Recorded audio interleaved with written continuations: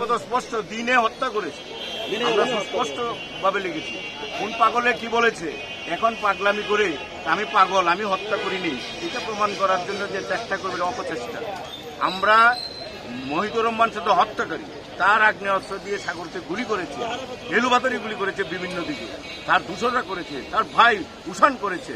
সুতরাং এটা সুস্পষ্ট যে খুনি মহিদুর রহমান শান্ত, হাসিনা ওয়াজেদের নেতৃত্বে তার হুকুমে সারা বাংলাদেশে বৈষম্যমূলক ছাত্র আন্দোলন করতে গিয়ে যারা শহীদ হয়েছে, প্রত্যেকটি মৃত্যুর জন্য, প্রত্যেকটি খুনের জন্য শেখ হাসিনা, রেহেনা, আসাদুজ্জামান কামাল, ওবায়দুর রহমান সহ স্থানীয়ভাবে যারা এসেছে মহিদুর রহমান ছাত্র নেতৃত্বে যারা অংশগ্রহণ করেছে এই সমস্ত কিলিয়ে মানবতা বিরোধী অপরাধে রাষ্ট্র গণহত্যাতে যারা দায়ী হয়েছে, আমরা সেই জন্য সচেতন নাগরিক হিসাবে আমরা এই মামলা করেছি। কোনো উস্কানিমূলক বক্তব্য নয়, কোনো নাটকীয়তায় নয়, কোনো ছেলে খেলা নয়। আমরা সঠিকভাবে সিদ্ধান্ত নিয়ে আমরা সত্য ঘটনা বাহির করে সর্বোচ্চ শাস্তি মৃত্যুদণ্ড দেওয়ার জন্য আমরা সেই মামলা করেছি।